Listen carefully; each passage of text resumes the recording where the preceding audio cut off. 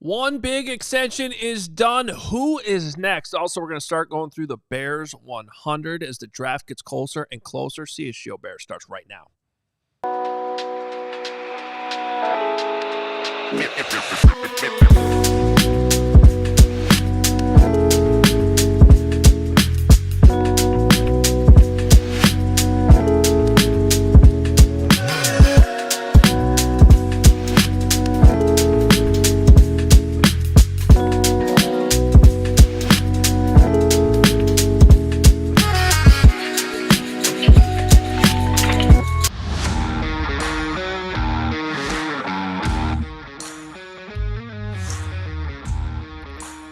Happy Monday. Welcome into the CHGO Bears Podcast.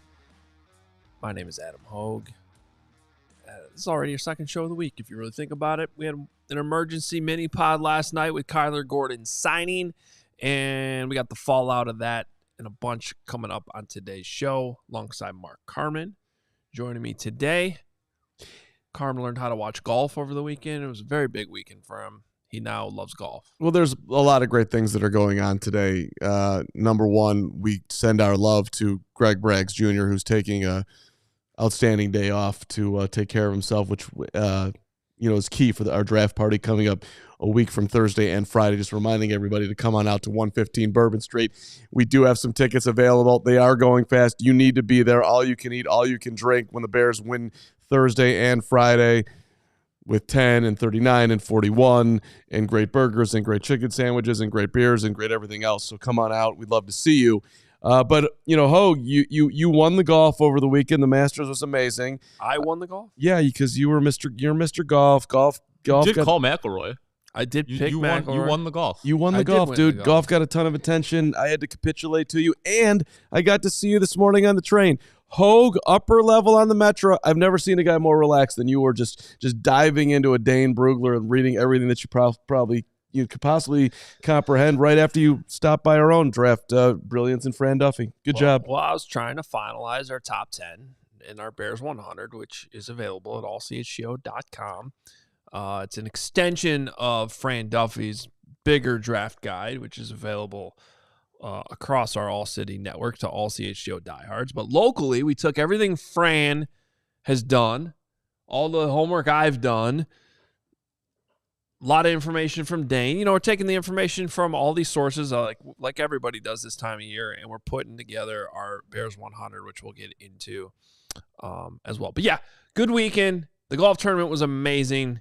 The drama yesterday, I've never watched a final round of the Masters that was that up and down and that crazy and emotional. And anyway, thank God Rory won. It's a great last. I don't think I could have handled it if he didn't.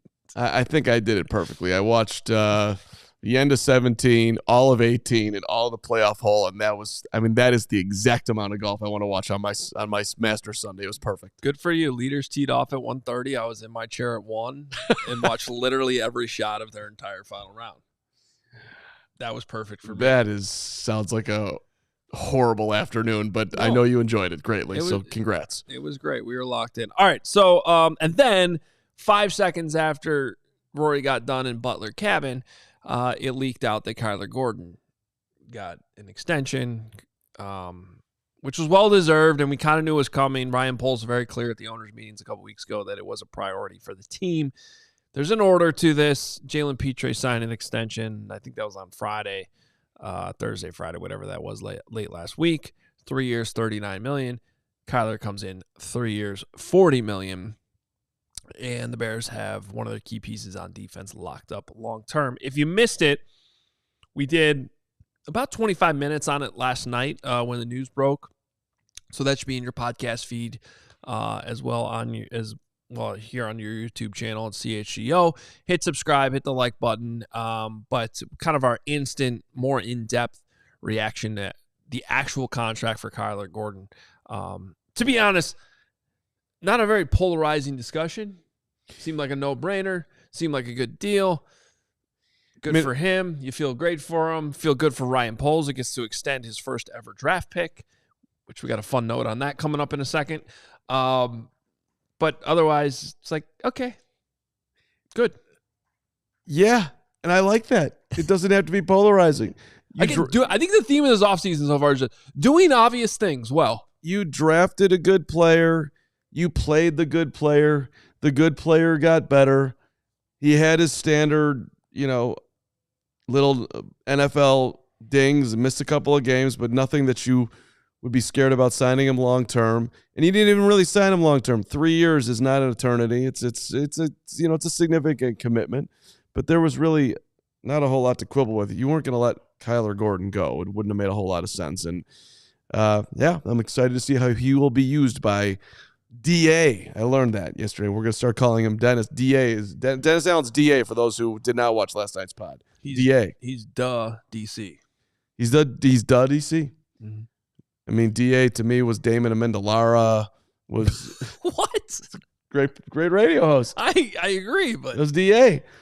But now we got our own DA, Dennis Allen. Okay. DA.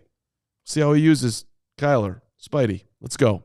Bears. Well, and now the question that we're talking about this morning is who's next? Who's next? And I think there's 2 prime extension candidates left, one of whom has been a really good player for the Bears on a great value contract and a great signing by Ryan Poles over the last 2 seasons. That would be TJ Edwards. The other one is a guy who has yet to play a single down for the Chicago Bears, really just got in the building for the first time last week as the team reported for offseason duties, and that is Joe Thuney. So, and they're 2 very different situations. TJ Edwards would be more in the sort of no-brainer bucket. Here you got a guy in a very, very cheap, affordable contract over 3 years. He's entering the final year of that deal. He's outplayed that contract. The Bears know he has outplayed that contract. TJ Edwards definitely knows he has outplayed that contract. And so the idea that you will want to sign TJ Edwards is a no-brainer. I think the question more comes into what does TJ Edwards think he's worth at this point, because he has outplayed that contract. And where do you slot him in? On the Joe Thuney side, on the surface would also seem relatively obvious. He's an all-pro guard. You don't have a lot of all-pros come through here on your offensive line. Very good player. Lock up, very good player. On the other hand, he is 32. He's on the older side. How many years does he have left? I think would be the counter argument to that. And maybe why the Bears wouldn't be in as much of a hurry to re-sign Joe Thuney, but we'll see. We're going to ask 3 questions on this topic between the 2. Which is more likely? We'll start with that. Who's more likely to get extended before the season begins? So, to me, I think that answer is TJ Edwards. He's been here. The Bears know him. His value has been enormous as far as just being a consistent guy, both on the field and in the locker room. TJ is one of those first-class dudes. A little bit of a lead by example. He's not the most vocal guy in the room, but he's certainly going to come correct every single day as far as doing his business. So, listen, the contract was incredible. 3 years, $19 million was the deal that Poles got him on, which was an absolute bargain. You would think that his next deal will basically double that, I would think. Maybe even double that plus. If not more. Here, we have a list of the linebacker contracts. These are, your top more inside linebackers, Mike. Will linebackers. Obviously, Roquan Smith at the top of that list. Bears decided not to pay him. Part of the reason why TJ Edwards ended up here. Fred Warner's at $19 million. Tremaine Edmonds. What's interesting about that is, TJ Edwards has outplayed Tremaine Edmonds. They're on the same team, and Edmonds is making $18 million. But that's also would be considered. I don't know. You say double, so that puts you around $12-13 million per year. I'm looking at that Zach Bond contract though, about $17 million per year that he just signed. Now, Zach Bond was also an All-Pro, so maybe you're not going that high. Maybe it's just the Wisconsin Badger stuck in my head on that one. But yeah, it'll be interesting to see where that gets slotted. 15? Yeah, look, it's a little bit higher than what you said, but maybe not the Zach Bond level. I'll give you another one. Zaire Franklin got paid 31 total, 10 a year. That he led the NFL in tackles last year. He's way up. So you're talking about a tackle machine. in TJ. I don't think if he goes out in the open market and not signed by the Bears, is he getting Zach Bond money? I'd be surprised. So you're also talking about someone who's from here. How much would he value staying? Carm Sweet Bippy, always brilliant. 3 years, 42. Like so that, now you're splitting the 11 to 17, right in there, 14. I would expect 12, 13, 14, and maybe they can get him as cheap as 11. Something of that ilk. I think as far as his market value, I'd have him like in that 14 to 16 million ranges, which is what a lot of our commenters are saying as well. I can't give him. Hoge, you mentioned the Zach Bond contract. He's getting 17 million annually. He was a first-team All-Pro, as you said. Yeah. TJ Edwards has been great. He's always amongst the league leaders in tackles for the linebacker position, but he hasn't been Zach Bond good. He hasn't reached that ceiling that Bond did last year. But adding on another 3 years, so TJ Edwards turns 29 on August 12th. So day after my birthday. Meet Leo's King of the Jungle. Love you. Let's go. Not to make this about me, but you got to pay that guy. Well, so really what his extension would be coming in would really be kicking in his age 30 season. Exactly. So 30, 31, 32. We'll give you 12 a year. You good? Great. Okay. Now the second part of this question, so which is more likely? I tend to agree on the TJ Edwards thing. I just think that it's been a good fit. The Bears know they have to pay him. I think he understands his value. I think he knows he's going to get a raise. I think he also loves being around here. I think I believe he actually lives in Wisconsin in the offseason. I don't think he's really looking to go anywhere else. Right, but he did make one comment last year, if you remember, talking about, when we were growing up and we would talk about how bad the Bears were. Yeah. And now we're living that. So I don't think that's weighing on him. But now they're going to go to the Super Bowl next year. Well, that's true. You're leaving that part out. I that's my bad. We have won the offseason and we're about to win the draft, and they're absolutely Super Bowl bound. Good point. So there's no doubt that he's not even thinking about any other team in the NFL. The second question I want to ask on this, though, is which one happens first? Which is an interesting twist on the first one, because which one's more likely? But if the Thuney extension happens, I can actually see that happening first. Does that make any sense to you? I guess what I'm trying to say is I'm more sure that TJ Edwards gets extended. But I could also see, all right, the draft plays out next week, and the week after the draft, the Bears didn't draft Will Campbell, or they didn't draft, a high offensive guard or a guy who might end up at guard. And I go, all right, we definitely now know we're going to need Joe Thuney for more than one season. Let's just knock this thing out. And it ends up happening by the time rookie minicamp starts. I can see that playing out. It wouldn't shock me. Thuney's a little more tricky, though. You're talking about a dude who's got a 5-year, $80 million contract from the Kansas City Chiefs, who, had to make some tough decisions with their salary cap issue, and they wanted Trey Smith, so Thuney became available. The Bears pounced. Okay, we get it. But, here's a guy who's going to be 33 in November, okay? And he's used to making a ton of dough. You paying him 16, 17, 18? How long are you paying him that? And by the way, he's got to get comfortable here. And I still think if you're the Bears, as much as you believe in him and as much as Hoge you've been so excited about this, I would like to see him in the building. How's he moving around? Let's get a little on-site verification that this is still the guy that's going to go out there and do it every Sunday. I agree with you, but I think this is more on the Thuney side than it is the Bears side. If you're Joe Thuney, you brought up all the money you've been making. You've been playing with Tom Brady and Patrick Mahomes your entire career. Do you have any hesitation about signing long-term here? Now, they did a really good job of when he got here being like, nope, this is where I wanted to be. It's a great opportunity and all that. But he is a get-along Joe Thuney. He is a very likable, easygoing. Now is, he scrolling the internet and seeing Bears players hanging out and whatnot and thinking, I'm not sure if they're ready to win here. Let me see. I'd like to get to one more Super Bowl in my lifetime, and I need to have a little bit more evidence before I sign on the dotted line. Perhaps, but when you get that old, man, and and the money's right in front of you, and you realize that, I mean, you're already set up for life and life after that and generations and all the things if you're doing good things with your money, which I'm assuming he is. But, you want to grab as much as you can while you can. So I would think it'd be pretty damn tempting if the Bears present him with something. Well, and I could see this. I feel very confident that TJ Edwards is going to get re-signed. The Thuney thing I just think is a little bit more up in the air, and I think it's very interesting. Like, let's say the Bears end up with Will Campbell next week. Now, I think he can play left tackle. I think that's where he should play, and we'll get into that in a little bit here.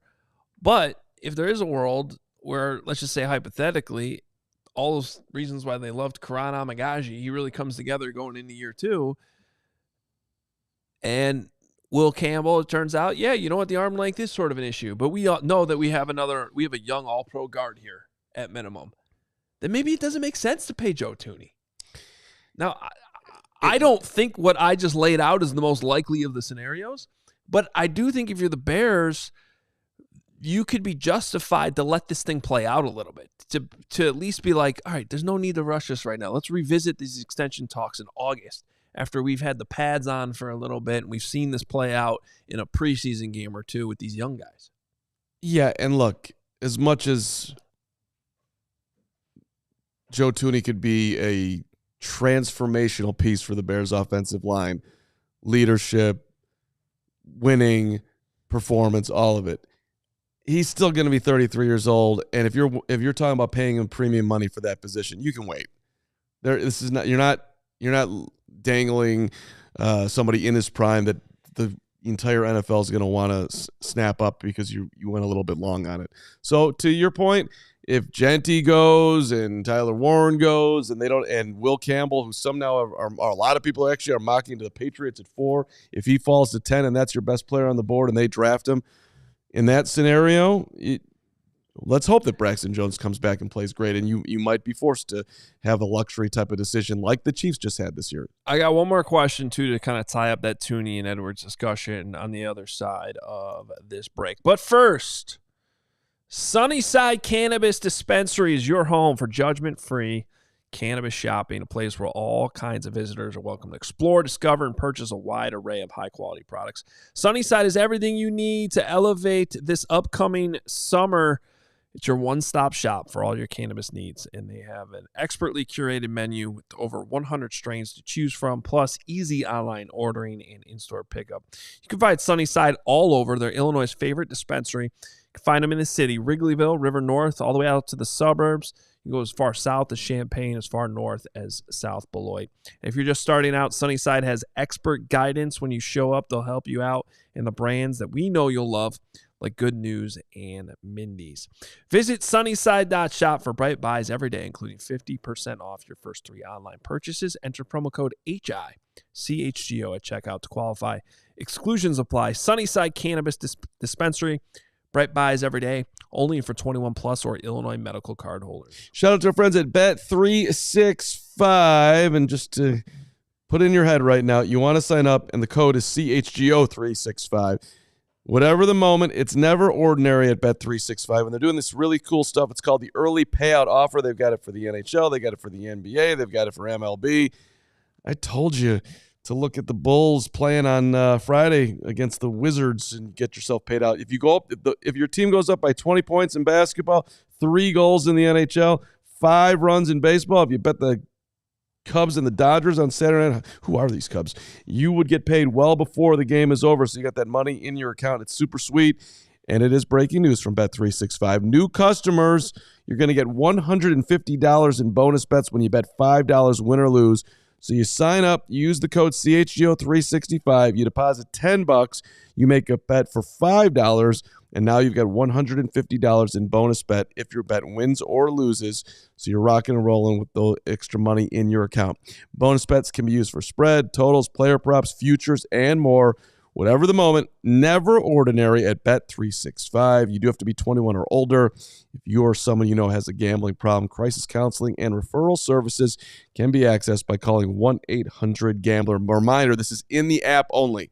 So you download the app, do everything that I just said, scan that code, do it on the app, and you're rocking and rolling with $150 in bonus bets. Hey, I mentioned earlier in the show the Bears 100, the draft guide, and maybe you've been on the fence about signing up to be a diehard, and maybe you missed our earlier sales that we had when we first launched the draft guide. Well, good news. It's back. Limited time intro offer starting today. It's draft season. You want to get this information. Now's the time to buy in if you haven't already. So if you've been on the fence about becoming a diehard, allchgo.com/diehard. That comes out to $3 a month. $3 a month. It's like half a cup of coffee. Yeah, which is sad, but true. Yes, it's very sad and very annoying. But hey, we've got you set for $3 a month. Scan that QR code on the screen if you're listening to the podcast. Again, allchgo.com/diehard. And we are going to get into the top 10 prospects on the Bears 100 here momentarily. First, a couple of things tying up the extension talk. The last question I want to ask on that Thuney versus Edwards thing, and Steven, I want to get your thoughts on this too. Which one should be the priority? In other words, this isn't really the case. I think they can extend both. But if you had to choose between one or the other, which one would you pick? Go ahead, Steven. For me, I'm going to go TJ Edwards just because that linebacker room is so thin right now. I mean, outside of him, it's Tremaine Edmonds who could get cut after the season, and then it's pretty much nothing. It's Amen Ogbongbemiga. That's not enough. So for me, it should be Edwards being the priority. And I also think they're more likely to take an offensive lineman to bolster that room in the draft than they are a linebacker. Carm? So it's tough. It's because to Steven's point, they need TJ. They are thinner there. I mean, I'm assuming they're bringing Jack Sanborn back after this year down in Dallas to help out that room, but that's in the future, and I don't know the future. Trade for Jack Sanborn at the trade deadline? And then maybe they'll give up a 6th-round pick. They love trading 6th-round picks. Bring back Sanborn. That'd be brilliant. Look, and I don't know exactly what's going to happen as far as the draft and drafting another offensive lineman, right? So nobody does. So with that in mind, you're talking about a Super Bowl champion. You're talking about somebody on the interior. You're talking about somebody who can set up. I mean, it's a really important position. Yeah. So if you tell me right now, I don't know who is playing guard versus finding a linebacker, I think Thuney is more of a priority because this is about the quarterback, man, and you got to get him going. And having somebody like that in the room at this particular moment, you're telling. I think I probably lean towards Thuney, even though it's a little more complicated getting him signed. Yeah, I agree with you. I would go Joe Thuney all day.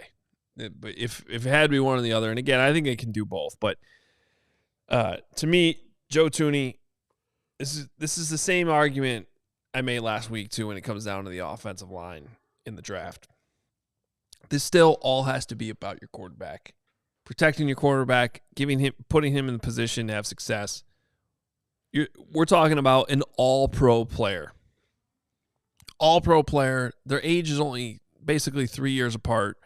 On the offensive line, it's just more important to me than a linebacker in the 4-3 defense.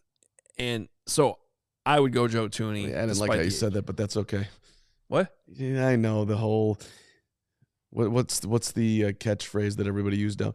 An important position, the premium position. Premium, yeah. Right? Linebacker's not. Well, technically, guard isn't either, but right. And well, I think in this case, it's more premium. And technically, getting somebody to the ground in football is a really good thing. So I don't want to downplay what TJ's doing, even though he's not playing a premium position. Matt Nagy, I see you. Carm gets that linebackers don't matter. I actually think linebackers do matter. I think that good players matter.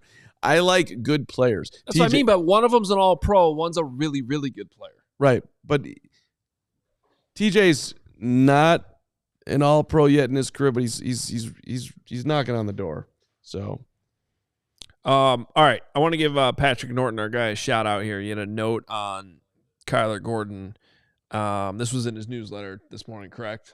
It was. That I definitely read, even though I'm asking that question. You read it 3 times, but I was the one that put the note in there. And listen, if you don't start your day reading Patrick Norton's newsletter, you're not starting your day right. Unless you're doing like some meditation and stuff and get yourself ready first. That's cool too. But Well, the first thing you read is what I should be saying. Norton, in your email box. It's a great way to start. Get you the whole rundown of the day in Chicago sports. Well, this is a great note. It's also a very depressing note. I'll just warn you ahead of time. But Patrick Norton writing about Kyler Gordon's extension this morning. Gordon becomes the first Bears player selected as the first pick by a new GM. Remember, Kyler Gordon was Ryan Poles' first draft pick back in 2022. Early in the second round, Bears did not have a first rounder last year. So Gordon becomes the first Bears player selected as the first pick by a new GM to get a second contract with the Bears since tight end John Allred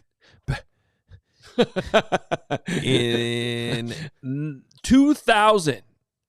That GM was Mark Hatley. I mean, this is pathetic. And by the way, we were talking about this in the pre-show meeting. It barely counts. It doesn't count. John Allred was terrible. Did not catch a lot of passes, and he came back for a fourth year. It was only a 3-year contract back then for a first. What was he a first-round pick? Where was John? John Allred was. It's not necessarily first-round pick. It's just first pick by a GM. No, he was not a first-round pick. Hold on a second here. Why am I? Well, regardless, he came back for a fourth year. It wasn't like he got some massive contract extension to sign long-term. Like, it's not the same thing. Right. And just the other names on it too. Second round, thank you. Second Pace's first pick, Kevin White. Phil Emery's first pick, Shea McClellan. Jerry Angelo's first pick, David Terrell, who, by the way, might be coming on the show in a couple of weeks. He's coaching baseball with one of my friends and says he wants to come on, so we might get Terrell on here. Okay. Just for the record. But I'd like to talk to David Terrell if people want to hear from him, right? But the bottom line is the Kevin White thing was ridiculous. Guy had one good year, and you're just going to be the smartest guy in the room. Shea McClellan, straight awful. I actually liked the Terrell pick at the time, if memory serves, but it just never quite worked out. That could have been possibly because the Bears have never had a quarterback, but, Any rate, John Allred, we're flying that flag today. Shea McClellan was miscast. Oh, also not very good, but miscast. There's an alternate universe where he gets drafted to a different team and has a better career overall. Sure. And I believe he won a Super Bowl ring with the Patriots. He was instrumental in that Super Bowl. I know he was on the team that lost to the Eagles in the Super Bowl because I saw him in the press box before the game because he wasn't playing. He was hurt. Yeah. And we looked at each other and we go, "Look at us at a Super Bowl." The whole point of this, it's not the greatest pick in the history of the NFL, but congrats to Ryan Poles. You didn't miss on your first overall. Your second. It's a really good pick. Second round. It was a big hit. And at the time, do you remember what you thought at the time? Because there were about 10 offensive linemen that went off the board and they needed one. I was like, rather than taking offensive lineman number 11, you're choosing to pick the premium corner. There was only 2 or 3 that had gone. So I thought his philosophy was right. And people got even more annoyed at the time when they doubled down and went for another non-premium position with Brisker at 48. And we talked about George Pickens last night on the show. It's been talked about a million times. But you got it right on Kyler Gordon, Ryan Poles. Congratulations. As we switch the conversation to the NFL draft, we're gonna go through our top 10 of the Bears 100 on the other side of the break. But there was a little bit of news today that I think had a little bit of a stir amongst Bears fans. But O'Marion Hampton, the running back from North Carolina, visiting Hallis Hall. Thoughts? Well, it's interesting, right? Because most people, and by most people, I mean 99% of draft experts don't think he's going to be there at 39. So is he coming because you're debating trading up for him, or is it because you're willing to take him at 10 if Genty is gone? I think it's more you trade back potentially and land him. Okay, even later, so, equally interesting. Early 20s. So you're doing your homework on him. So if somebody's willing to come up to get a quarterback or whoever, you're looking at Hampton because you think you're willing to go back however many spots where you're confident that he's going to be there. Either way, it's interesting that he's in town. So let me give you Omarion Hampton, not in my top 10 of the Bears 100. I think 23rd, 24th, something like that. Sort of in 24th. Sort of in that trade back range that we've discussed. But I did sort of finish up my thoughts on Hampton over the weekend, so I'll give that to you now before we get into the top 10. But the one thing I do like about Omarion Hampton, while I don't think he's as good as Genty, and I'm certainly fine with Caleb Johnson, as I'm well on the record for, he would complement DeAndre Swift very well. Like, I'm not necessarily sure like DeAndre Swift has earned the stature to be like, well, whatever running back they take, it needs to be a complement to Swift. No, I think there could be overlap there if it's the right guy, like a Travion Henderson. I don't think Henderson complements Swift that well, but he might end up being better than Swift. So maybe you're drafting him to eventually, kind of take over that role. But Omarion Hampton would complement what you already have in that room really well. He's got more burst than you would think for a guy at his size. Pro day came in at 223 pounds. I think he reads the line of scrimmage really well, and so he can run between the tackles a little bit better than DeAndre Swift. I don't think he's the most like elusive guy in the world, though, at the same time. So I like him. I wouldn't take him at 10. Certainly if he fell in the second round, I would consider him. Even in a trade back scenario, I'd be a little bit like, I don't know. I don't think he's special to the level of Ashton Genty for first round running back, but I think you're going to trust Ben Johnson. I just hope Ben Johnson's obvious North Carolina bias doesn't take over here with Omarion Hampton. Well, that Carolina thing is real. That was a joke, obviously. I always, I get a little bit of a Mitch Trubisky twitch whenever Carolina comes up, but I've listened. The Trubisky twitch. It's just a little twitchy. It happens. I've been weaning myself off of that twitch for a while. It's gone down. There's no doubt about it, but it's still a little bit present. Some people think that Hampton's going to be better than Genty, Hoge.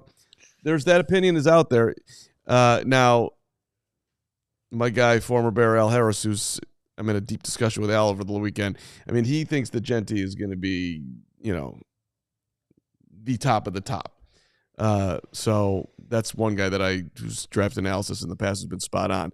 But point being, there are a lot of people who think that Hampton might be that dude. And if you get if Ben Johnson, Jahmyr Gibbs wasn't the first running back taken, a couple of years back when Bijan went first, and the Lions ain't regretting that pick. Neither are the Falcons. So if you think the second running back in this draft is elite, that doesn't make that's not nonsensical.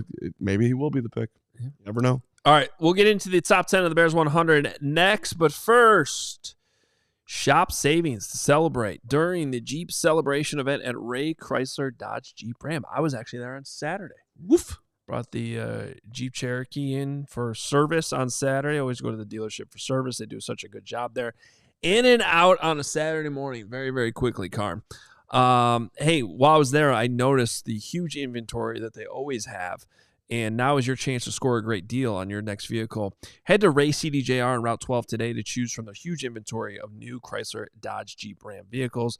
And right now you can get up to $12,000 off MSRP on select new 2024 Jeep Wrangler models with a dealer discount, or lease the new 2025 Jeep Wrangler Sport 4xe for only $129 a month.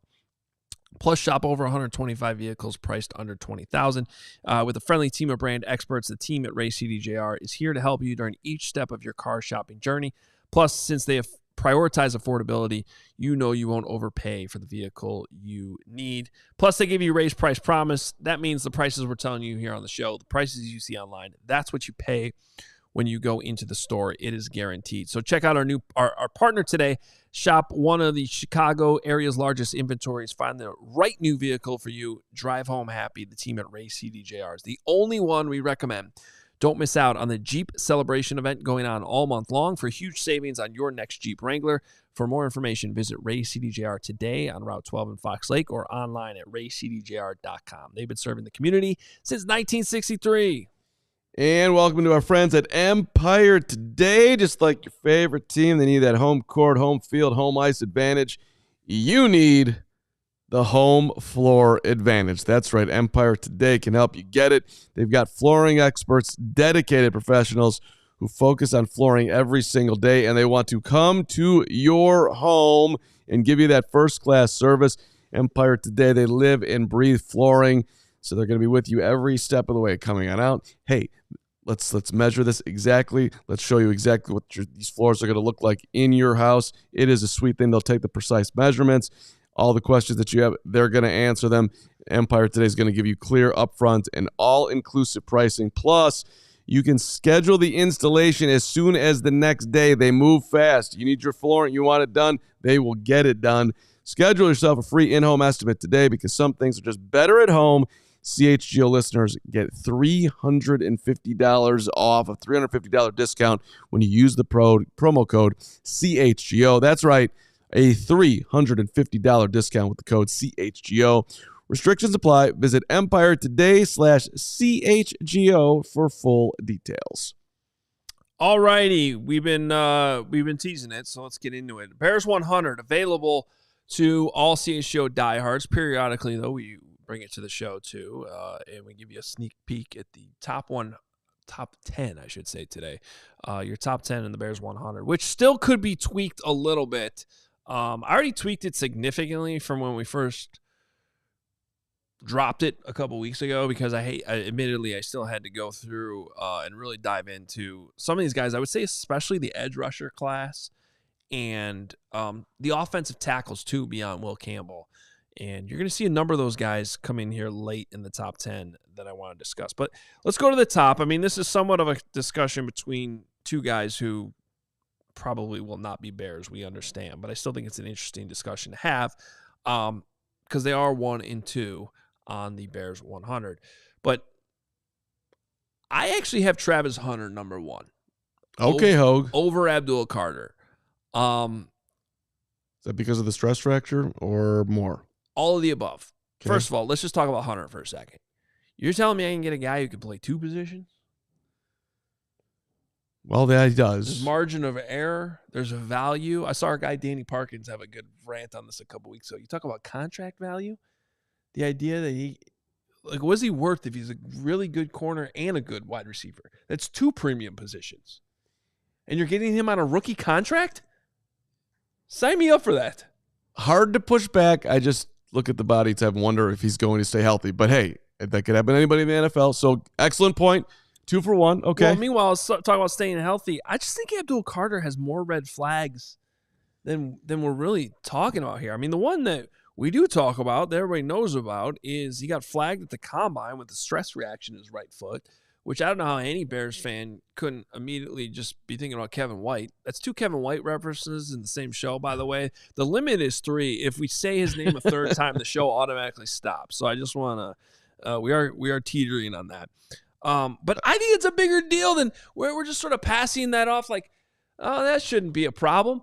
What if it is, though, and you just use the number 2 overall pick on that? Well, as somebody over here, Hoge, an elite athlete that's dealing with the stress fracture and it hasn't healed in 3 months. I think right. I got to look at you every day. Right. You gimping around. Yeah. No, hey, look, at the top of the draft, drafting an injured player is a little bit, it's I get it. It's concerning, yes. Now, he's probably fine and then he's going to dominate, but sometimes you're not fine. So when you're ranking Hunter versus Carter, I get your ranking. Well, here's another one, too. I was not aware of this. Shout out to Dane Brugler. This is in the Beast. Abdul Carter charged with misdemeanor assault March of 2024 following an altercation with a tow truck driver. He was subsequently accepted into pre-trial intervention program for first-time offenders, served community service, and required to complete anger management course. Was it in the city of Chicago, tow truck driver? Well, then I would definitely sign with Abdul Carter. I shouldn't have said that. But I get that anger. I'm not gonna lie. You can't be doing what he did. But that's I'm not saying that that's like.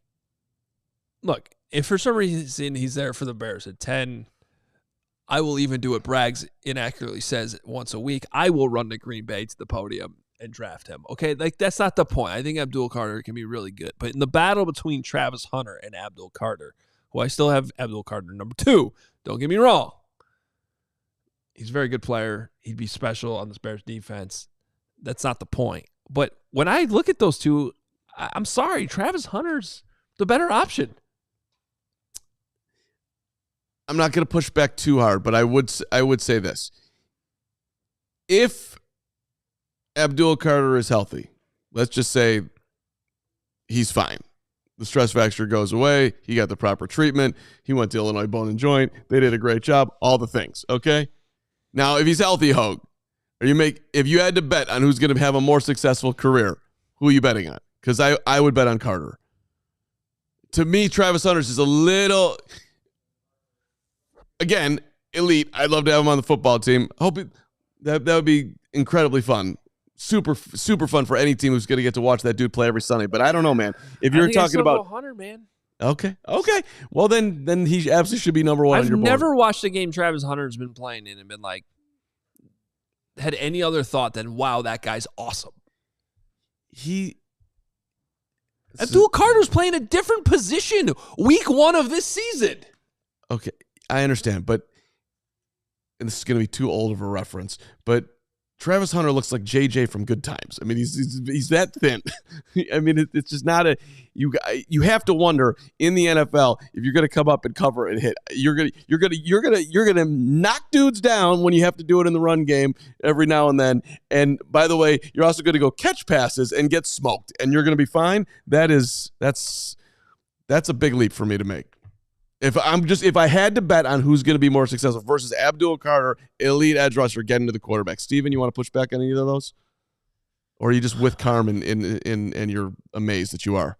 For me, I mean, I would probably lean towards Abdul Carter just because we've seen what a good edge rusher could do to a defense and how that could change the game.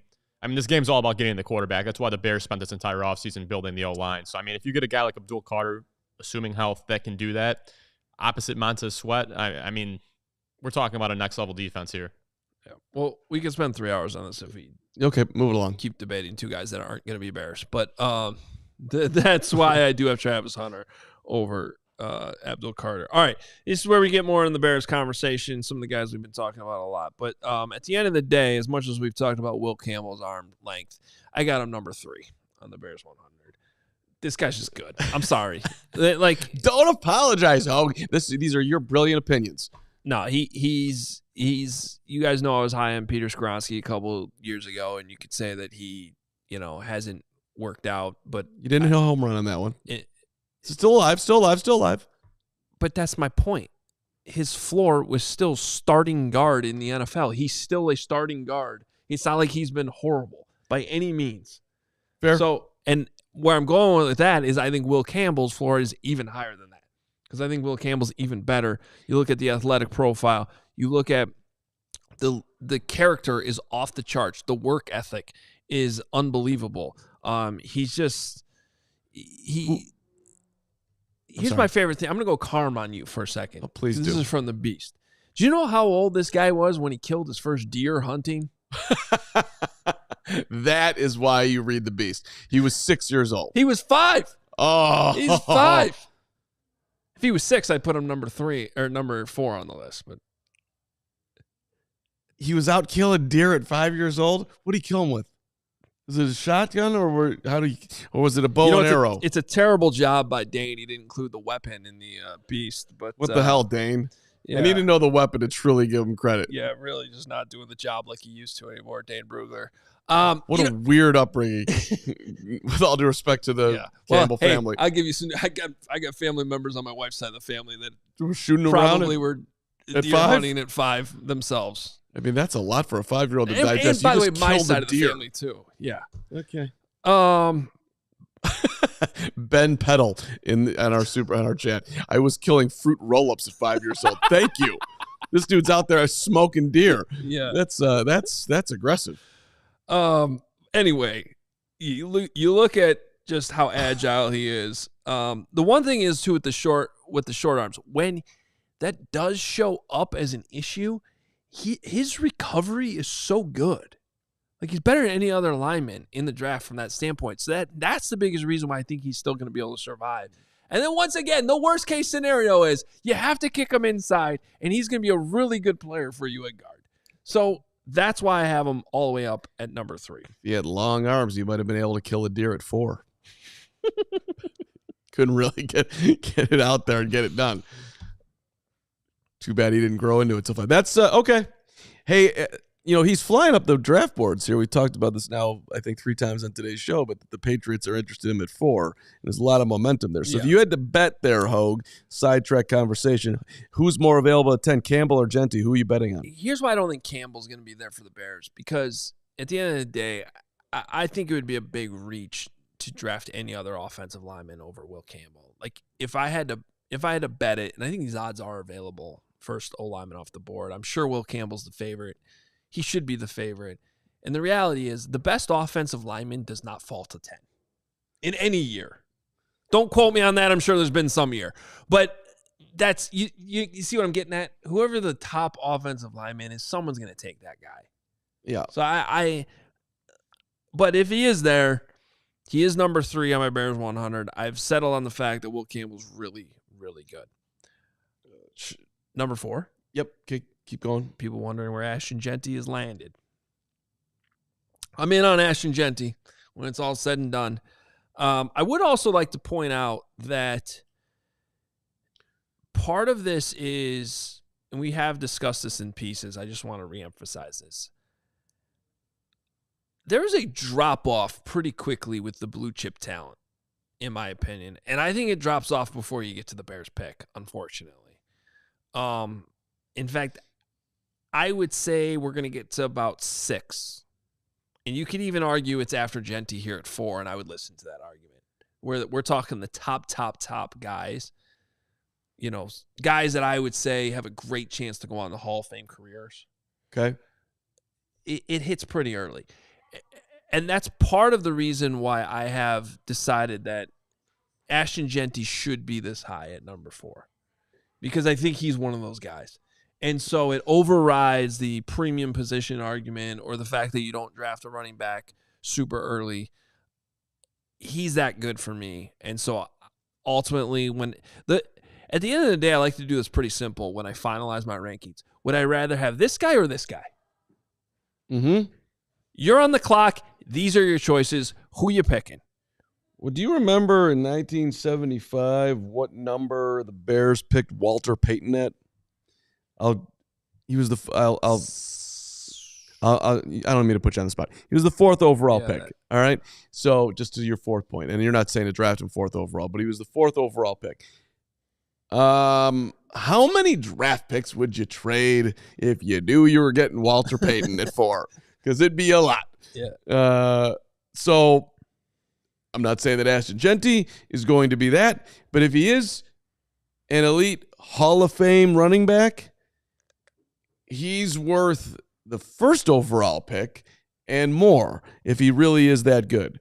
And by the way, again, as far as the Bears and your own Bears top 100, the Bears need a running back. They need one bad. DeAndre Swift is not the answer at running back long term.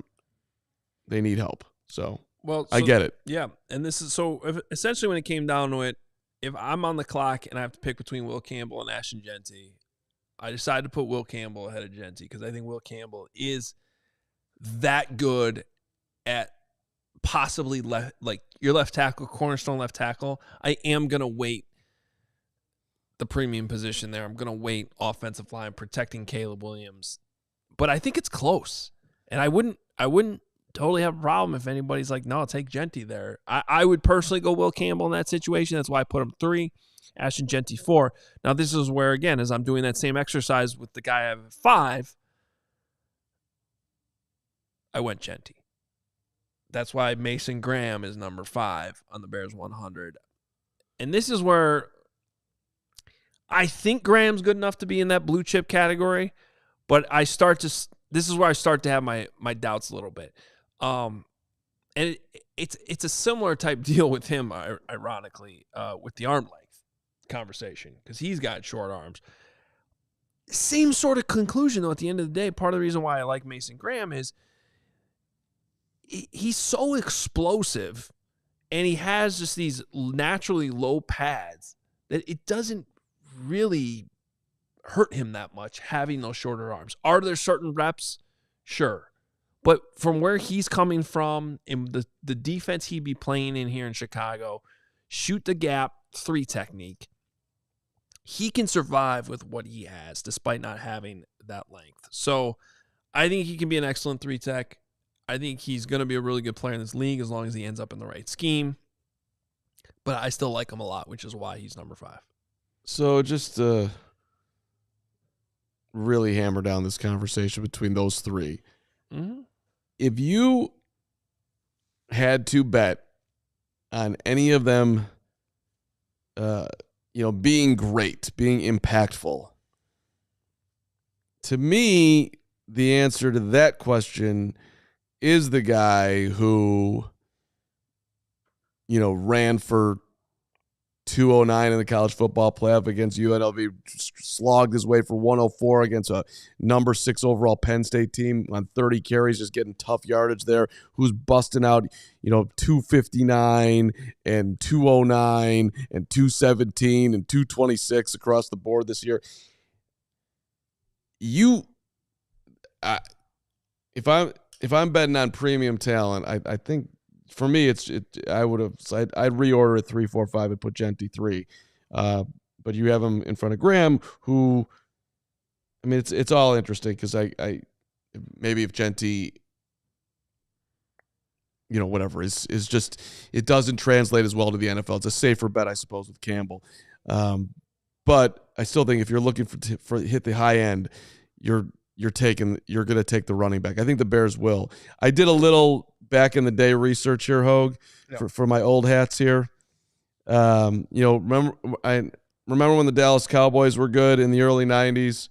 Steven, 1988, who'd they draft?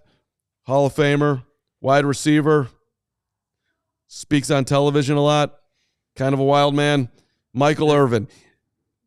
Irvin, first overall in 88. He's asking you because he already did this with me. Okay. 89, first overall. Who'd they take at quarterback? I know this is before your time. Yeah. Troy Aikman. All right, so 88 Irvin, 89 Aikman, 90 Emmitt Smith, 17 overall in the first round.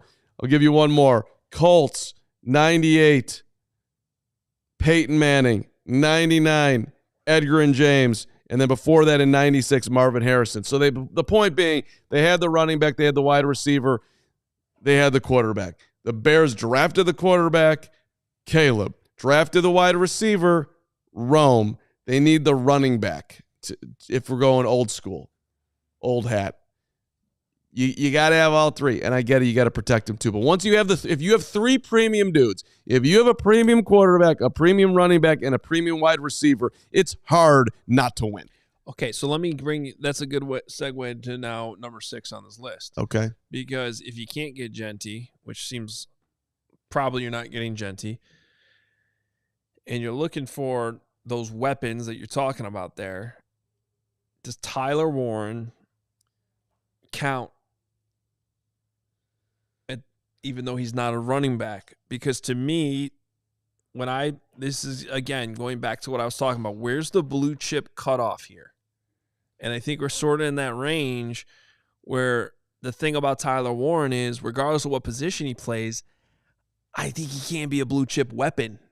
I think he can be somebody that you utilize all over your offense in a number of different ways that I get really excited about. And I've said this a million times, how Ben Johnson could use him.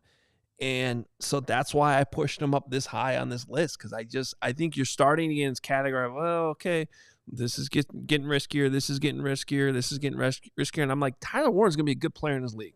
Like, I just feel very confident about that. He's a very safe pick.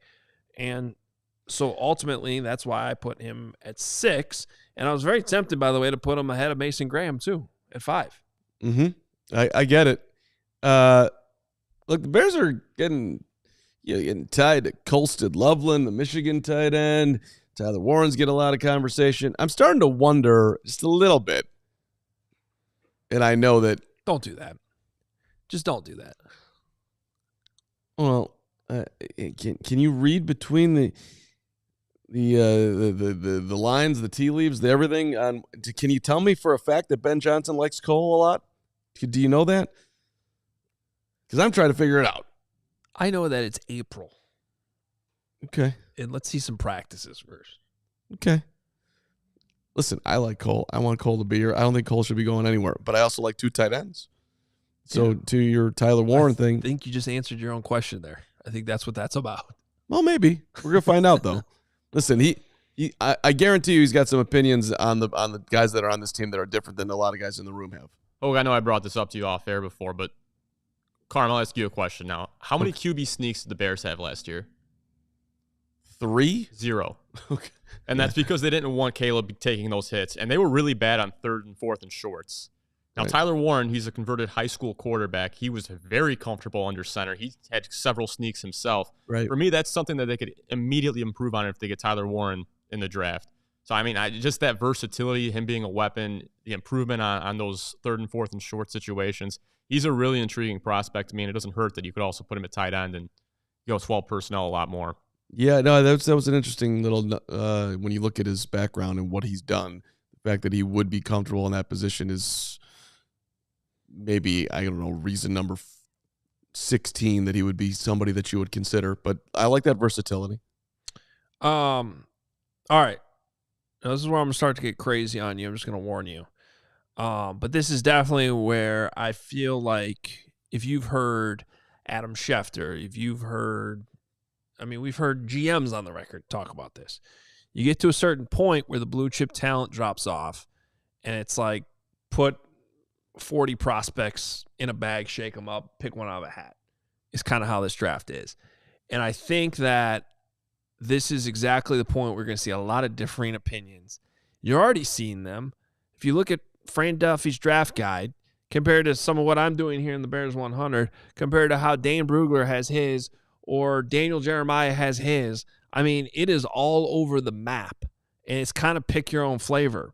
So these last 4 in the Bears 100, I would expect to be very polarizing in terms of how could you have that guy that high, or how come you're not even considering this guy? I'm sure there's going to be a lot of that. Unfortunately, I think there's a very good chance this is the area where the Bears are going to be picking from, and it could be from like 20 different prospects. I mean, be prepared to be a little bit surprised on draft night. I think that's 100% on the table. So I'm going to give you here at number 7 a defensive tackle that every time I watch him, I don't understand why he's not getting held in higher regard, and that's Walter Nolan from Ole Miss. We talked about this last week with Fran. Early on in the draft process, I'm watching Walter Nolan. I'm like, I love this guy. I think he makes a lot of sense for the Bears at 10. And then you start to pay attention to other people's mock drafts and other people's opinions, and it's like, he's more in the 20s. And then so I kind of put him on the back burner a little bit, sort of trusting those opinions. Then I come back to him, and I'm like, I'm watching him. I'm reading up on him. This guy's going to be good. He's got a little bit more size than, actually considerable amount more size than Mason Graham. If you're worried about Mason Graham's size and his length, we're talking about a guy who's also got an explosive first step, gets off the ball fast, ideal 3 technique, uses the length that Mason Graham lacks to his advantage. His effort is unbelievable snap to snap. He's always moving, always playing hard. And his production got better each and every season. There's two negatives, which is why I have him lower than Mason Graham. One is I think he's a less instinctive player and a little bit he's not quite as sound as Mason Graham is in terms of like understanding what's actually happening in front of him.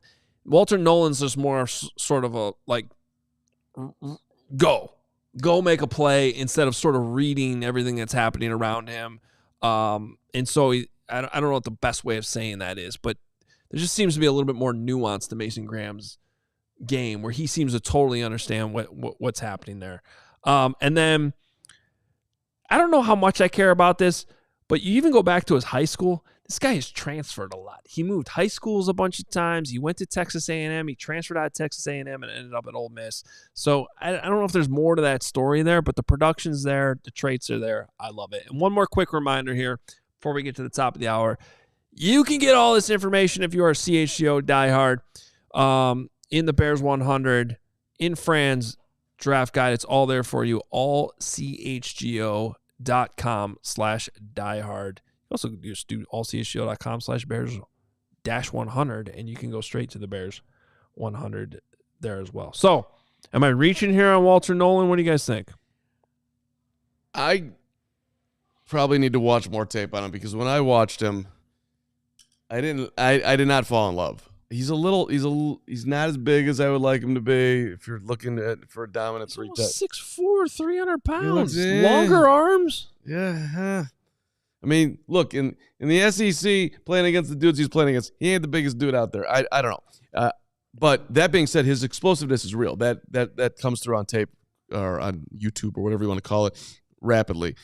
I'm going to trust your judgment on this, Hoge. When you're talking about things that the Bears need, period, that position, as much as I'm excited to see what Grady Jarrett's going to bring, that's also a guy that's edging towards his mid-30s who's not going to be here forever. And you got to make a decision on Gervon Dexter. You're going to pay him. So getting some... I just think he's a really good... Sorry to cut you off. The idea of adding a really good explosive 3 technique excites me because, I agree. Now I feel really good about the 4 main guys you have. Because I think Dexter can play behind Billings in that role, more of the inside guy.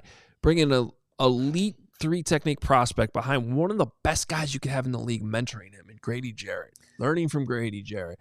I just feel so much better about that rotation of interior pass rushers and run stoppers than I do if you don't address it in the draft. You like him at 10 to interrupt you back? Yes. I think when you look at the guys that could be available for you at 10, Walter Nolan, some will look at it like a reach. I will be sitting there on draft night telling you why I think it's a good move. Will Campbell is available at 10, so is Walter Nolan. They pick Nolan. You freaking out? Yes, because if you've been paying attention to this segment, I have Will Campbell 3. I'm just making sure I want to know the distance in your numbers between that one number and another. It could be awful close, and so you're at freak out on it. Okay, I got it. just making sure I've got the full understanding here. All right. Now we have not discussed an actual edge rusher. We've talked about 2 interior. Well, we did have Abdul Carter, but that's not really realistic, I think, on the table. So, there's a big thing that's been happening as I go through these edge rushers, including Abdul Carter. I have just red flags on a lot of these guys. Shamar Stewart, traits are outstanding. Production is not. It's just too big of a risk for me at 10 when you look at some of these other safer options to go. Do you know where he's at right now? He's at Hallis Hall. Right now, yeah. According to Tom Pelissero, Shamar Stewart is at Hallis Hall, which, by the way, good.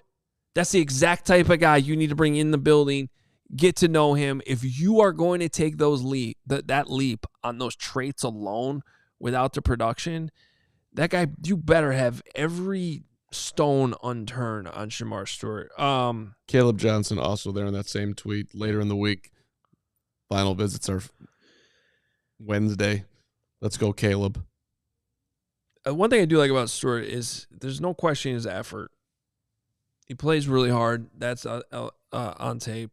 But the 26 I mentioned this last week, the 26.9% missed tackle rate. Is that a lot? That's incredibly alarming to me. He's also seems kind of one movie. 680 career pass rush snaps and 4.5 sacks. Not enough? That's just not. That's just. I'm sorry. I cannot make that leap there. When he's one of those. I mean, this is kind of. If you catch him at the right moment, though, he can make some unbelievable plays. Like you look, I'm like, whoa, that guy is a monster. But the consistency, the versatility, it doesn't jump off the page. I wouldn't, but raw skills, that guy could, if he ever figures it out exactly to use what he has, he could be a big-time impact player. I'll give him that. He could be. I mean, Fran's got him like way down, I think, in his 30s. If he's there in the second round, I'll take that leap. But you got to get this pick right. And that's the same thing with Mike Green. And my issue with Mike Green isn't even so much the off the field allegations, which are, not to minimize that, those are very important. But my bigger issue there in terms of why I would just sort of pass on him here is I think he's a 3-4 edge guy. I don't know that he's an ideal fit size-wise for this defense. And I talked about this before. Mykel Williams, I think he's my edge rusher here that could be available at 10 that I would actually be okay with the Bears taking. I think he checks a lot of the Bears boxes. He's a Dennis Allen fit. If the production went down last year, he was playing through and dealing with a bunch of injuries, so there was that issue. He's got a great NFL frame. The arm length is awesome. He was a team captain. The character is outstanding. So when I start to look at sort of the boxes that check what the Bears are usually looking for, I think Mykel Williams should be and could be a realistic possibility at number 10. So I have him number 8 behind Walter Nolan. And then we're going to wrap this up with 2 offensive tackles. And I'm going to actually extend this out a little bit to number 11 because I have 3 offensive tackles here, 9, 10, 11. And I think all 3 guys are are guys that most have a little bit lower, like maybe in the 20s. But I think all 3 of these guys could end up being really good left tackles and are worth a chance. And my guess is the Bears have been looking at these 3 guys and probably have their flavor on one of them and one of them that they like.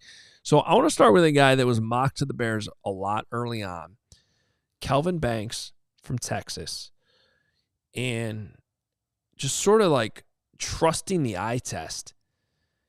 Kelvin Banks, when you watch Texas games, like he stood out to you. I don't know how many times, like when you watch games, you're like, wait, why is that offensive tackle standing out to me with all the talent on the field? But you noticed him, partially because he's so big. But he was just a really good player in college football for a long time. So I know he was mocked a lot to the Bears early. Then he sort of fell off. And then I'm coming back around and watching him again, and I'm like, nah, I think he actually would make sense at 10 and probably would be available there. You know what I would not necessarily love but would be amused by? Because if Campbell's off the board and Genty's gone, maybe even Tyler Warren's gone, and the Bears end up with Kelvin Banks, who, to your point, the early going here, he was the most mocked player to the Bears, and people were all okay with it. But if they end up drafting Banks, I want to see Greg Braggs Jr. jump up and down and get super excited about that pick because it's just not exciting at all. I'm not saying he can't play. I'm not saying it doesn't make sense, but that just would, if that's how this goes, it's not going to be it won't be a Caleb Romadunze night at 10 if the pick is Banks. Well, I guess I just don't understand it. I mean, like, look, other than there's this assumption out there that he needs to kick inside, and I think that that's based on more of just what he looks like rather than how he actually plays. I get it. He kind of just looks like a guard, but the guy can move. His credentials are outstanding. He was a first-team All-American, Lombardi Award, Outland Trophy, first-team All-SEC. He's been extremely durable. Mm-hmm. I think he only missed 1 game the last 3 years. He pulls easily. He's athletic. Outstanding team captain. Mm-hmm. This was in the Beast. Quote from Steve Sarkisian, their head coach. Whenever somebody comes to me and asks, Coach, what do I need to do and how do I need to do it? I say, be like Kelvin. Be like Mike, be like Kelvin? That's awesome. Yeah. Good for Kelvin. So the character's good. The Bears love that. Yep. So I don't know. I think he play left tackle. I would take him there. Let's go to now number 10. And this is a guy that maybe I'm reaching on here at 10. I'm sure I'll get accused of it. But the more and more, look, I think adding to my credibility on this one is I am a Badger, and I do not. It does not really feel good to put a Gopher in this top 10. I got to hand it to him, though. Ariati Ursery's really good.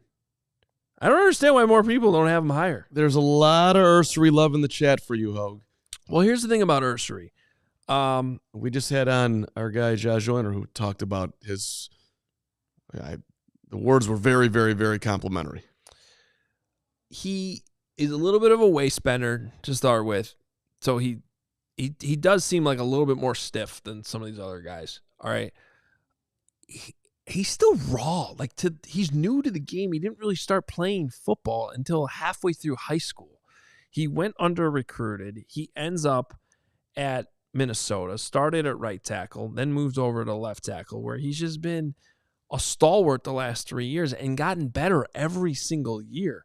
And he's just massive. He's 6'6", 330. He's got the arm length. He's got the strength.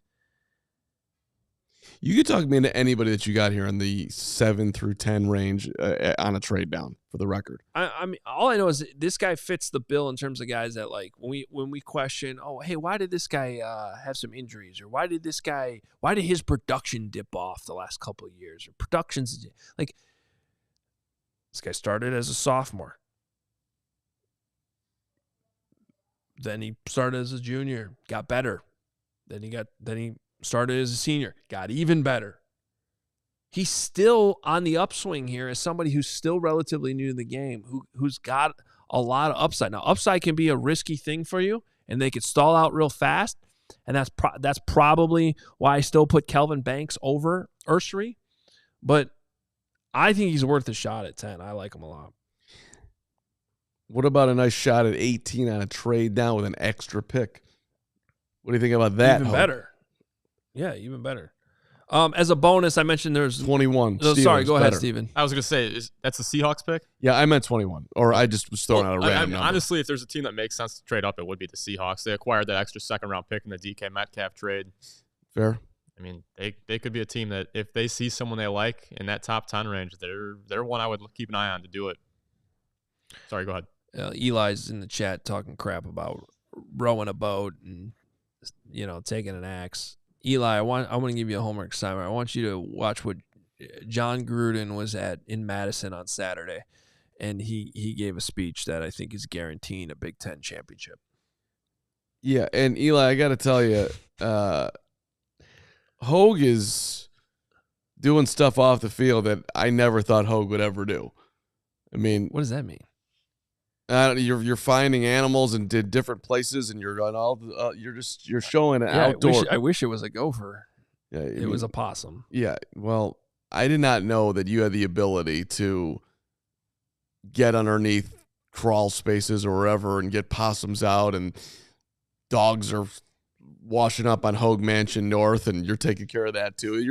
This guy is. Let me tell you something. You think that he's like a pretty boy special teams podcast football coach living the good life. This guy gets his hands dirty. I don't know anybody who gets their hands dirty the way you get your hands dirty, buddy. This pregame meeting today, pre-show meeting. Braggs, if you're watching out there, you missed out, buddy. This guy, this is a whole nother level of Hoge. So I'm in awe of the guy to my right today. In addition to your breakdown of our Bears top 100, really good job. You find a possum under the shed, you gotta. And to gotta Patrick give it a proper burial. To Patrick Norton's comment, how was Carman home? Hey, Norton, I call people up and I say, "Can you help me?" Right here, hand raised. I need help. This guy over here, he's a do-it-yourselfer. He's a do-it-your-hoger. It's impressive. Do-it-your-hoger. Okay. I mean, do we want number 11 or not? Sure, let's get 11. Josh Connerly Jr. From Oregon. I like him too. Also made the chat. People were mentioning Connerly. Yeah, I think he should be getting more love than he is. Now he's probably the most athletic of the three guys here. I think I worry a little bit about. It shows up on film sometimes, the lack of strength and when he gets bull rushed. So that's where my concern is here with him. But I think he has tremendous upside. Big guys who are not strong. Yeah. Let's draft him. Yeah. Well, watch him one-on-one against Abdul Carter. Gets the job done. Now, don't watch the Ohio State tape. He'll be in the go in the first round. Hopefully he'll land in the right situation and get somebody who can, get the most out of him so he can become a very, very, very, very, very wealthy man. I think that's in his future. All right. So there's a sneak peek at the top 10 Bears 100 updated this morning. Plenty more updates to come between now and the draft. Make sure you are a CHGO diehard to get all of that. As we close out the show, 2 congratulations to DJ Moore. Mm-hmm. One is it's his birthday, so happy birthday. And then second, they welcomed their 3rd child into the world, I believe, over the weekend. Dude's just dominating, getting it done. And he took Caleb took a video of him in the locker room. He's a busy man. This morning. That was this morning? I think so. It was okay. Wasn't that his Instagram story? Yeah, that's right. I assume it was like 2 hours. It was late, whatever. Yeah, no, that's some other photos from the weekend. Our QB is out there doing things. Listen, he had a busy weekend, man. He got done with practice, went to Coachella, went to the Fire game yesterday, hung out with Jake Flanagan. And there was a bunch of Bears back to work this morning. There was a bunch of Bears at the Fire game yesterday. They all took a picture. Caleb wasn't in the picture. It's okay, no problem. And then I liked the one. He's Coachella where he was really doing the carb. He's just staring at a wall. I mean, I do that at least 3 days a week. I just stand up tall and hope that it's all going to be over. Basically, someone had a great tweet this morning saying this is what Hoge does every morning when he gets to work before he walks in the door to go to another show with Carman brags. He just stares at a wall. You got to mentally prepare yourself. I mean, our QB1's staring at walls in April. I hope that portends championships in the future. It's a little bit of an odd picture. Well, what do you think Rory McIlroy was doing yesterday to get ready? Yoga. Getting loose. Well, here's what I wanted to mention with Rory real quick. Shout out to Rory, obviously. Incredible Masters. Great weekend at golf. Even got Carman excited for 2.5 holes, it was great. I loved it. A big moment in time. His celebration. Yeah.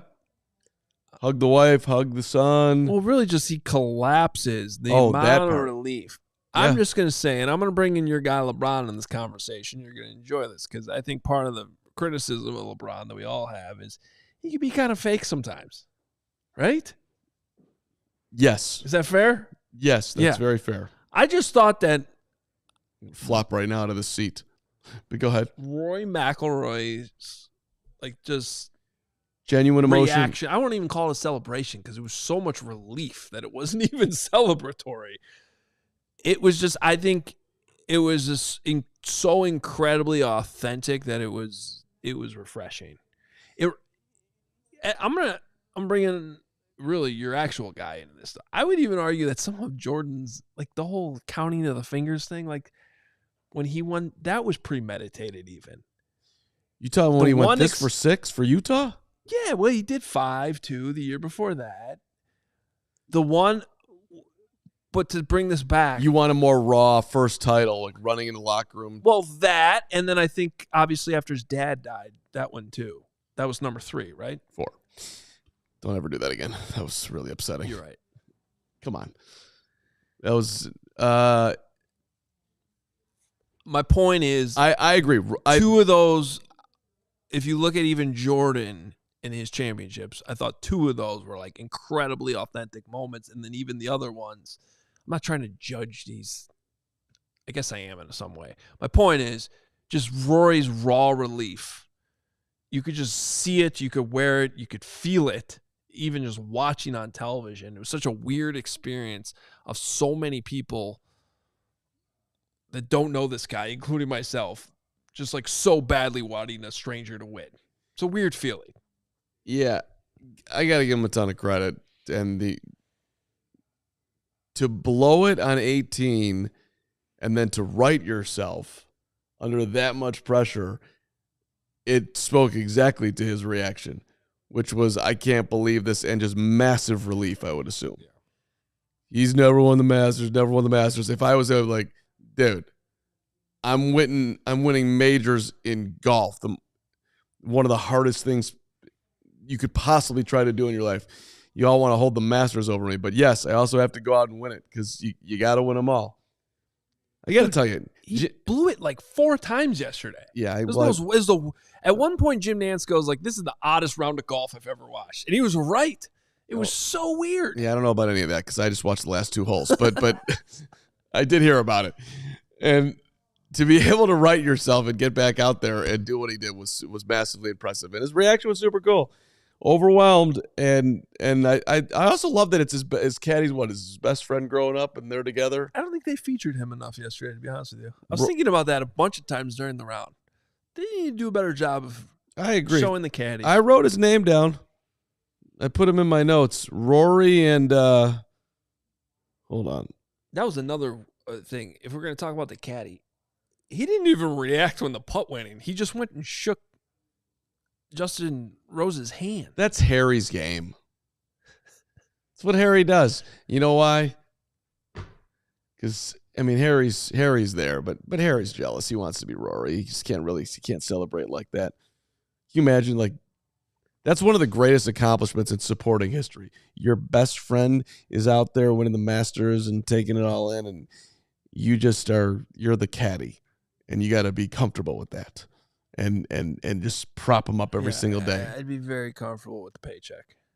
That's a nice paycheck, but I think I'd do just. What do you think the caddy makes? They get 10% of the purse or something like that? Is that or of his winnings? I think so. Is that what it is? I don't know if it's all the way up to 10. I should probably know that. I don't. I think Rory won like $5 million for winning that tournament. I actually, at one point, I was feeling bad for the caddy. I was like, oh, the caddy's got to carry the bag for another hole? It's a lot. You want to know a real caddy? Caddy might be tired. Go watch, and I know you'll do this because you love golf so much. Go watch the Netflix series, Full Swing. No. Watch the Joel Damon episode. You'll actually, here's the thing about this. If you actually listen to me on this, you would love that episode. Okay. No, I'm being serious. Because he's like the Carman of golfers. Okay. I'll consider it. I got a lot in the queue right now. But if you want to shout out a caddy, now that guy is a best friend because Joel Damon ain't out here winning millions and millions of dollars. He's barely still on the tour. In fact, I don't even think he was in the Masters. I don't even think he was invited in the Masters. This guy's in his own head, drinks way too much beer. Caddy's just like, I'm going to keep supporting him. I'm his guy. Did you ever caddy as a kid? No. Okay. I was probably the worst waiter in the history of the Cheesecake Factory. I lasted 3 weeks. And, can I get some extra ranch? No, you cannot. You've been given the proper amount of ranch. Can I get more Coke? Wait. Time out. You really did that? I extras and this and that. No extras. No, you're good. I'm not. I can't. Just eat it and get out of here. That's not the job. I know. That's why I didn't last. Can I get some more Coke? No, you've already had 3. Enough with the Cokes, Greg Braggs. Drink some water and get out of here. I was horrible, beyond horrible. But I think I was worse as a caddy. And I don't know, to the people, to the loopers out there, you have to sit there and tell somebody that the golf game is great and act like you care about their round and then rake the traps and all the things that you got to do and carry you dump 2 bags on you. I did it once. That was it. And for the record, I walked the steps at Wrigley and Comiskey and Soldier Field for 15 plus years. Like I can handle a grind, but just one let me just pour the beer, give it to you, tip me or not tip me, your interaction's over. To sit here and for an hour with somebody at the table and try to act like I really deeply care if they like their food and you have to bring them all their things and at the Cheesecake for trying to make $6, it was to all the waiters and all the caddies out there, you guys are heroes. I've truly never once thought about caddying being the same as waiting. Can you imagine golfer out there who thinks he's a good athlete and I caddy for my son all the time. It's great. That's your son. I don't know. Caddies are heroes. Good for you. I couldn't do it. Anyway. Thank you. Hero caddies. Let's get to super chats. Love all the people complaining about us talking about golf an hour and 25 minutes in the show. The alternative is that the show would already be over. They love it. Everyone loves everything that's said on this show at all moments, except for the times that they don't. Cody, $5 super chat. Is there risk in extending anyone right before Caleb's extension? Let's cross that bridge when we get there. A couple of years away from that still. But yeah, that the Caleb timeline is all part of this for sure. All right. And and they've been doing that. Papa Hoge says he bought his ticket for Thursday night draft party this morning. Let's go, Papa Hoge. There you go. You're the man. Happy birthday again. We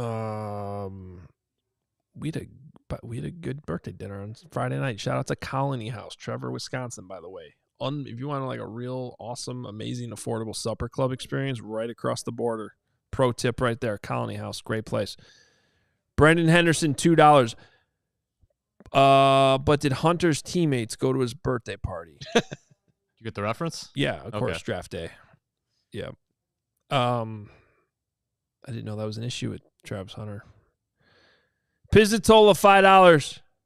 The draft comes down to a top 3. 1 Hoge, 2 Steven, 3 Braggs. Then there's Mr. Irrelevant. I'd take a kicker or a 4th QB over him. Or even a bagel. You know what, Pizzatola? I can't wait to see you, buddy. And you'll pay for that comment. Know that, buddy. Jonathan Otten, $5. Super excited for the 2 nights at the draft party. Can't come soon enough. Hashtag trench drunk. Let's go, Jonathan. You're the man. 1 hour and 10 minutes to Colony House from here, by the way, Hoge. 3 in a row from Chevy Wellington. I love the Chevy Wellington end of show dump. It's one of my favorite things. $20 one. Offensive line at 10 won't start. Nolan or Grant, Hampton, Michael Starks, Harman. Thanks for highlighting Nolan. Hate to admit it, but good interview with Coach Hoge. What player? Yeah, this is why hard I love to this guy. read Chevy, just know your language is the most unique language in the English language. I love it. What player listed would you pick up? Like, did these come in before I did the top 10? Because I kind of already did all this. During. Okay. So I think he's saying which player listed above out of Nolan, Grant, Hampton, Michael, Starks, or Harman would you take? Okay. Steven speaks Chevy. The one that was ranked the highest in the Bears 100. Which I think was Mikel Williams, right? Of that group?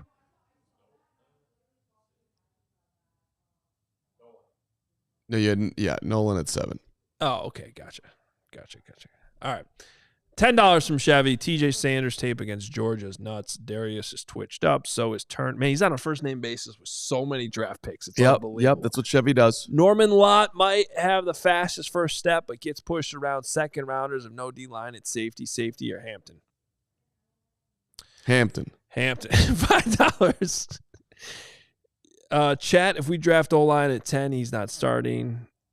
Accepted. Hate Braxton more than anyone, but it's too late. Karan is 36-plus-inch arms. Keep that in mind. When I go to bed tonight, I will be thinking about Karan Amagaji's arms. They're great arms, and he's working very hard this offseason to make them even better arms. He's upping his Gaji. He's going for it. He's had a big offseason. It's like an hour-and-a-half show. This is unbelievable. You're the guy that's like, these shows don't need to be 90 minutes. I know. And you led us to 90 minutes today, buddy. I did. Your top 100 at everything else you did today, which was amazing. I'll take full responsibility for it. I could have done another hour just on the Masters, but evidently nobody wants that. Oh, there's a couple. Guy Finley loved your Masters talk today. We'll be back tomorrow at noon, as we always are. I think Greg will be back for that, too. I think that's it. I was trying to think if we had anything. We have a huge guest coming up later in the week. I don't know who it is, but I'm working on it. We're gonna find it. Huge guest coming, as per always. Bragg's back tomorrow. Moving day for me on Wednesday, so you're gonna miss me on Wednesday. That's right. That's what I was thinking. Yeah, and The Bears are talking on Thursday. Hoge's going to be out at Hallis Hall. We'll lay out the whole week for you. And then the Friday Spectacular. And then a week from Thursday, I don't know if you can remember, but it's our draft party at 115 Bourbon Street. So come on out. Live the dream. Let's have some fun. Noah just renewed his Die Hard membership. Shout out to Noah. Everybody should become a Die Hard. AllCHGO.com. You know what I love about Noah? Is that he doesn't have to be first to tell you. He'll be the last to tell you. But Noah's not the last to know. Noah's the first to know. And that's what I love about Noah coming back into the fold. You know that song, Last to Know? We'll talk to you tomorrow at noon. See ya. We all silly like the mayor.